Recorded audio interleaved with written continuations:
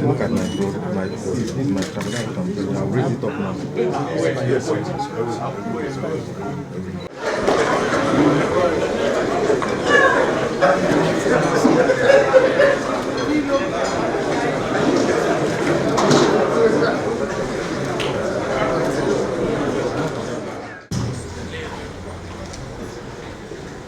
Try to do is to point out to all of us that if we were to look at all of the offices that Amaechi has held in the course of his political career, how much impactful has he been in each and every one of those offices that he has held?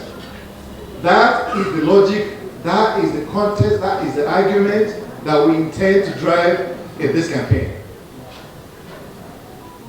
So I dare say, and I believe I'm able to say that with every ounce of conviction in me, that there was no one in my lifetime and my estimation that comes into the contest for president of this country that has got the level of preparation and readiness that Amaechi has actually brought to bear in this contest.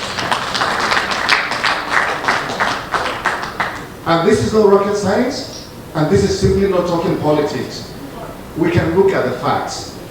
And if you like, I can just point to just one thing as far as Ogun State is concerned. So this evening we walked into this capital and we came in through a railway station, which means that there is now a rail station, a rail connection that brings us all the way from Lagos, passes through here in Abeokuta, and then lands us in Ibadan. Now, this is the first time in the life of this nation that one minister has been able to construct and take to the end a particular rail line that is functioning. It's never happened before. The only time that we had that happen in the life of this nation was during the colonial rule. Now that to me is clearly a sign of an individual who, when given an opportunity, has delivered every inch of the way and every time. Now that is the case that we're making.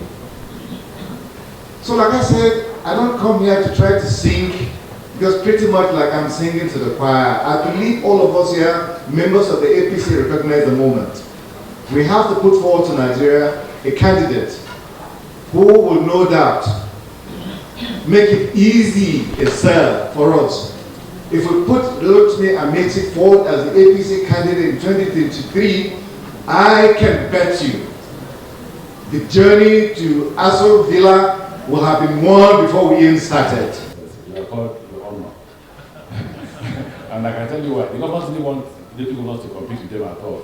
They didn't realize that that title, your honor, was meant for the magistrates. So they used the two governors to develop a bicycle behind them. So your excellency, because you cannot disrespect others. You can't even play with them. If it were my mates, I can take them for granted. And therefore, I don't know how to beat you, but I'll just say that the elders of the politics of Ogun State, I won't even say APC. Because I assume from what the governor told me, that you're not just about party, you're about governance. So I want to recognize you, and I want to apologize on behalf of our team and myself, and I want to completely accept the blame of our coming late. He mentioned to me that he'll be here since 2 o'clock, and we have no reason to advance. There is no excuse. Completely, there is no excuse. Because we made the decisions ourselves, so if it failed, let us take the blame. What was the decision? Most presidential aspirants go to 1 state per day. We are going to three states per day. We were in Akure, we saw the Deji of Akure, we saw the party. Then when we came to Oyo, we saw the party. In fact, from the airport to the party secretariat is like 1 mile. I mean, one village, going from Lagos to nearly Abeokuta. Just distance alone. We had to go to see the Olubadan.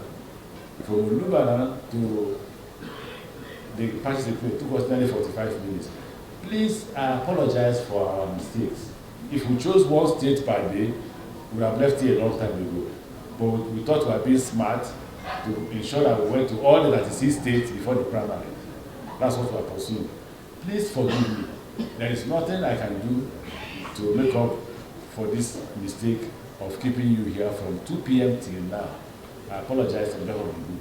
I want to assume that on behalf of the governor, you have forgiven us. Yes.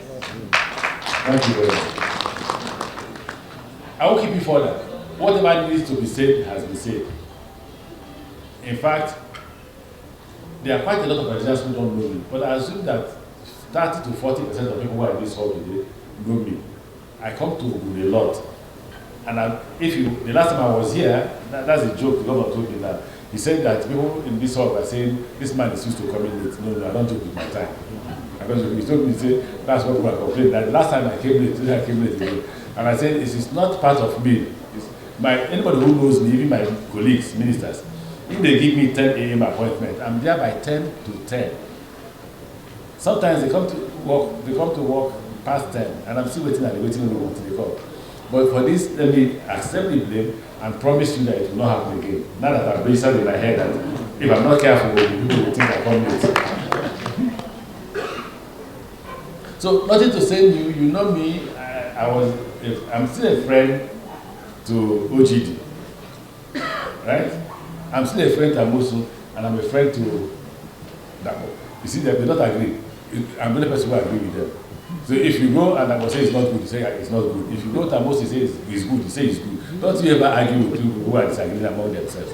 And the funniest one is the former head of state, former president, President Olusegun Obasanjo, and Professor. You see, I'm still at the middle. I'm friends with everybody. How the friendship works is I will not discuss anybody, we will not discuss the issues. So nobody knows who is quarreling and who is not quarreling. So I'm friends to people of Ogun State. I'm friends to the leadership of Ogun State. Because the people I just called now are the leadership of Ogun State. Right? So through them I've met their deputy governors, through them I've met their senators, through them I've met Titi, who became my friend as a speaker, and all other members of the House of Assembly and principal officers of the House of Assembly. And through them I've met members of the House of Reps and Senate. And I am therefore entitled to your votes. Don't you think so? For the sake of friendship, I'm entitled to your votes. Let's even assume I'm the worst candidate. You will go there and say, for the sake of this our friendship, if he's going to fail, let's fail with him. Badara has given you one. Okay, so even if you criticize me for whatever bad I've done, don't mind about that badness, just vote for me. But beyond friendship, I come with experience. I'm 56 years old, I'll be 57 in May. So I'm the bridge between the young and the old.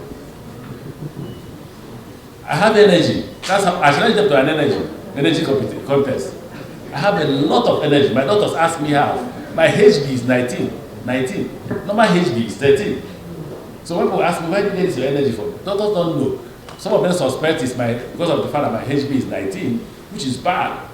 Because if you don't do exercise, if you don't work hard to ensure that your blood does not clot, you may clot and die.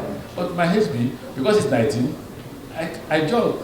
I walk 24 kilometers a day. How many people walk 24 kilometers a day? And I do it 3 times a week.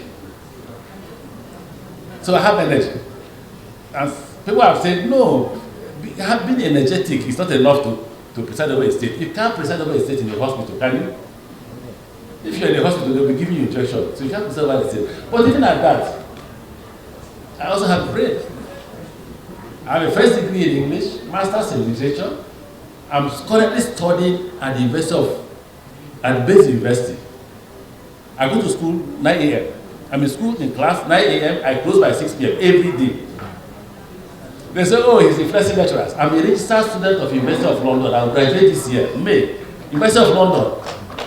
Why did I register? Law. The same law. So I'll get LLB Law, Base University, LLB Law, University of London. Why did I register University of London? I went to see the Vice President one day. And I said, he said, how is your result? I said, I made 8 A's.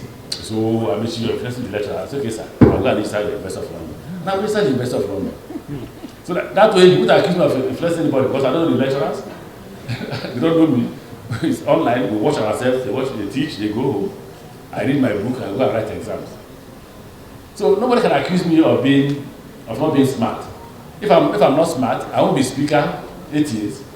And in that 8 years, even if you say he's governor of the state, what about the fact that my colleagues elected me chairman twice? My colleagues as governors elected me chairman twice.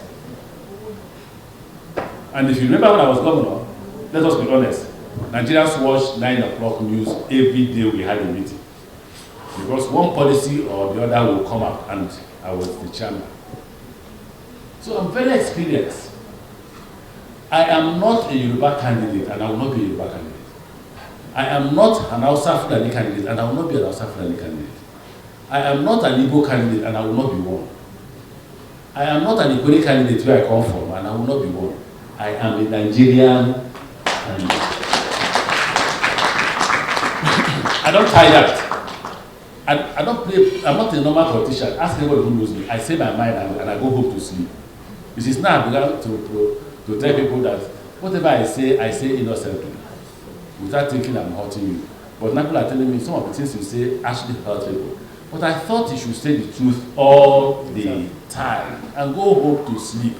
The truth, the things you can, because from my childhood, I've always dreamt of going to heaven.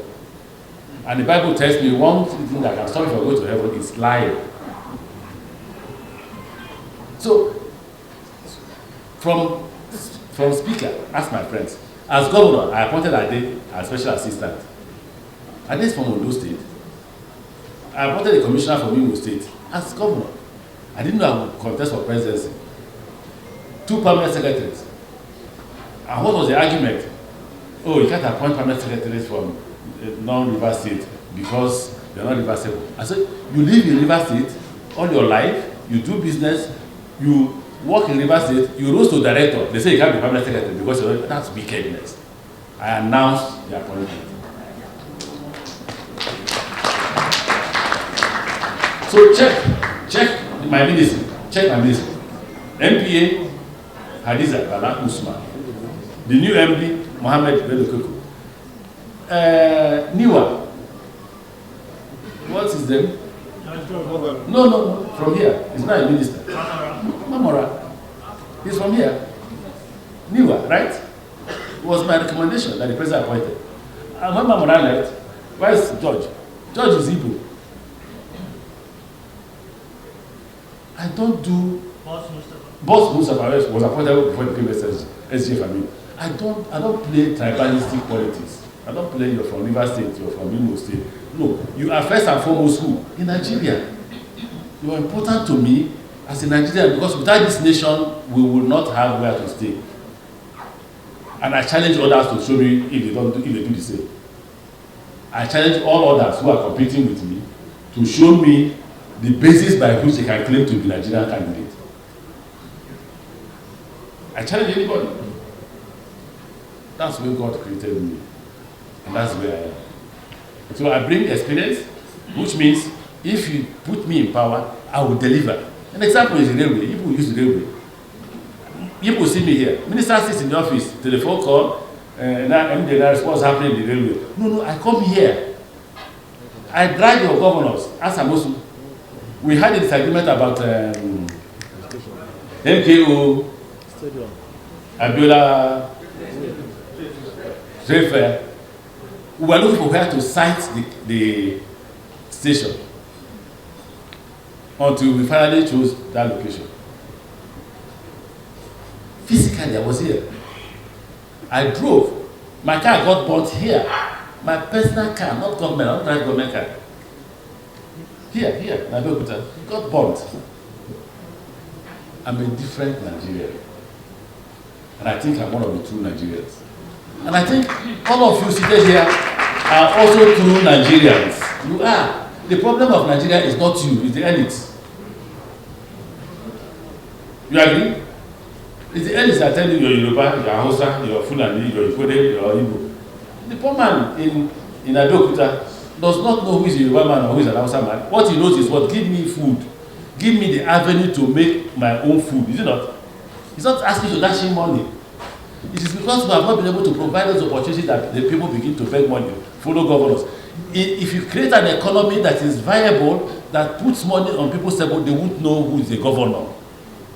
We have a system where if the governor sneezes, people are crying. If you check my speech, hope is around the corner. We will make those changes. I'm prepared for a debate. I'm prepared to provide solutions. When my policy statement comes out, read it and see what I've said. Read my speech. I'll give you one final example before I sit down. The final example is no person among all those competing, no person has governed a state where there was insecurity. Name one person that has governed a state where there is insecurity. I have. By the time I took over as governor of Rivers State, they were kidnapping 2-month-old children. The first thing I faced when I came was Professor Rotimi was kidnapped. After Professor Rotimi, they kidnapped Lulu Briggs' wife. What did I do first? I didn't pay ransom. I made a law that if you pay ransom, you go for 6 months imprisonment. You know why? Demand and supply. Where there is no demand, there will be no supply. Exactly. So the moment we made that law that, look, if they kidnap your person and you pay, I will jail you for 6 months. So they knew and they knew I was serious. My people, they must don't joke with me, they know that I'm serious.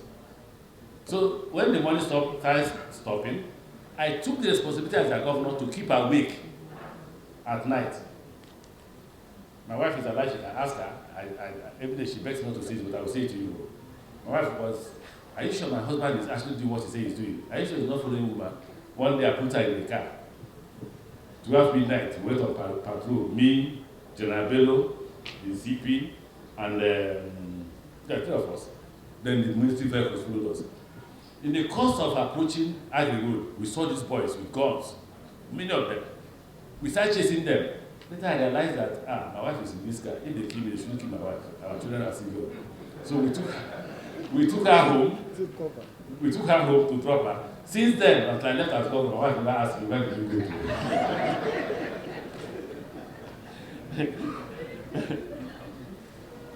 I don't think the issue of equal opportunity is a problem. Women will be given the same opportunity. You see, it is not about giving women special opportunity. Women are by far more brilliant than men. You know that. It's scientific. It's scientific. If you just have 2 children, 1 man, 1 woman, the man will be failing the exams, the woman will be what? Will be passing.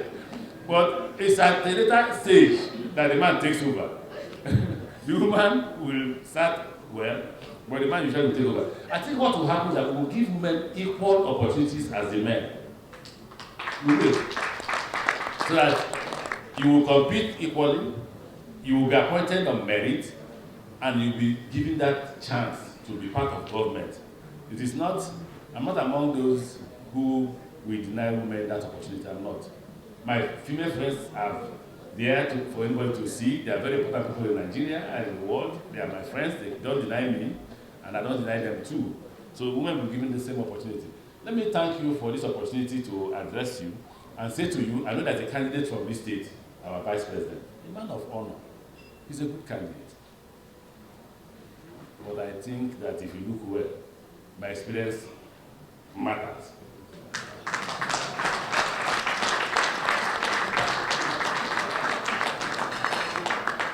He, the vice president, has said I'm a forthright man. In with his mouth, I'm forthright. And if you approach me, you will know I'm forthright. God bless you. Thank you.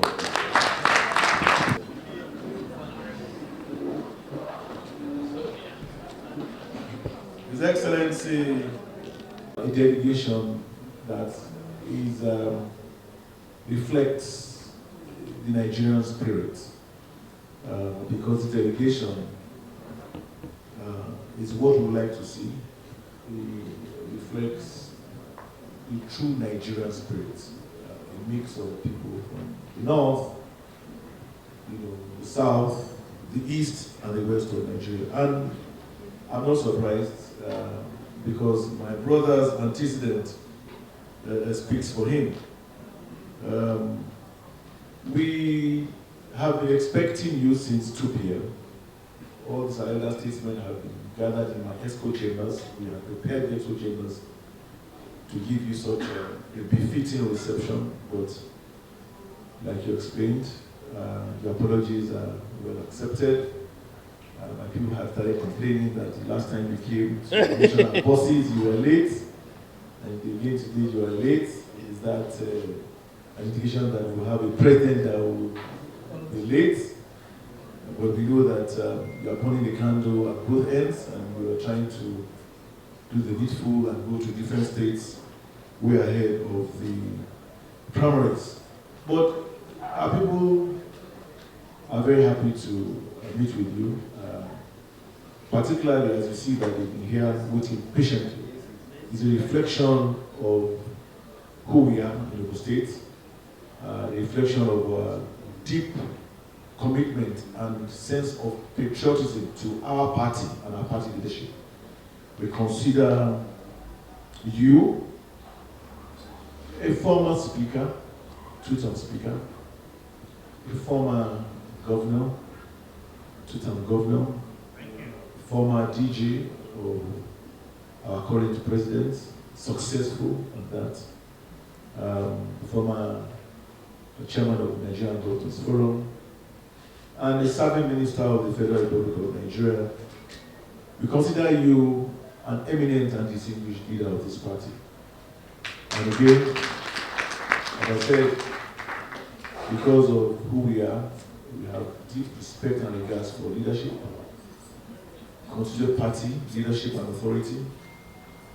We are happy to receive you. And I must, first and foremost, salute your courage, your zeal, your determination. Having served your country in various diverse capacities successfully, you have never decided to throw your heart in the ring and offer yourself for selfless service to lead this country and succeed our indefatigable President of the Federal Republic of Nigeria, President Muhammadu Buhari, GCFR. I want to salute you because you have been governor before, you know what it is to govern a state. You were governor in River State. You know what it takes to lead our people. You know that in this business of governance, you many times will be blamed for doing something, whilst if you do nothing, you will be blamed. So you can imagine having governed the subnational, now transferring that level of responsibility to wanting to govern a country that has 36 states and the FCT. It is no mean task, particularly at this point in time in the history and situation our country has found itself. So I must congratulate you for the courage, for the zeal, and wanting to bring your very rich, diverse, and successful background to bear in the governance of our country. I have no doubt that the same way that our party has successfully conducted and prosecuted our national convention, now that even more so we have a substantive national executive working committee in place, that this contest will be a free, fair, and transparent one. I want to commend your candor and your disposition. In Yoruba land, we call it the Omoluabi standard and approach, which means you are presenting yourself as a very humble person. You are presenting yourself in a very gentlemanly manner. You even acknowledge the fact that indeed we have what we call an Omowuye, meaning that a son of the soil who is also contesting. And unlike what others will do, you have not said anything negative, you have also said something very complimentary. You decided to endear yourself to the hearts of the electorate and delegates that are here by selling yourself to them and sharing with us what you feel is your competitive or comparative advantage. Honorable Minister, all I can do as your friend and the governor of this state is to pray for you and wish you well. I pray that the Almighty God that has placed it on your heart and placed it inside your heart will grant you the strength, the courage, the energy to see this through. I pray that same Almighty God will grant you the desires of your heart. Ogun State, we're a very peace-loving state. Like my chief of staff has said, we're the industrial capital of this nation. We're the education capital of this nation. We're the religious capital of this nation. We have all the churches have their headquarters here in Ogun State. Ogun State is the state where the first church in Nigeria was established. All the also branches of the Muslim faith also have their either headquarters or largest convention centers in Ogun State. So we like to say that in Ogun State, prayers here to God is a local call. When you call unto God here, it's a local call. From anywhere else, it's a long distance call. So God answers prayers here in Ogun State. So I want to admonish you to make sure that before you go, you get on your knees and you will pray, because here, God answers our prayers. May God answer your prayers. Amen. The day is fast spent. The party is still waiting for you. And the Alaki and Pramuvla of Evanand is also waiting for you. So we will not keep you any longer. Pray that that same God has brought you here safely will take all of you back home safely in Jesus' mighty name. Again, let me thank you for coming to commission our buses about 2 weeks ago. And also commission you, and also congratulate and thank you for the train that has been working very well today. People come from Lagos, from Ibadan by train to Ogun State. The weekends, the trains are full, the flights, the services are fully booked. Our hotels are fully booked because people come here to play golf and to just spend time, courtesy of what you've done. So we want to thank you on behalf of the people and government of Ogun State. Thank you very much, everyone, and I wish you very much. Thank you. Thanks for checking out SYMFONI on YouTube. Please be sure to subscribe and like our videos for updates.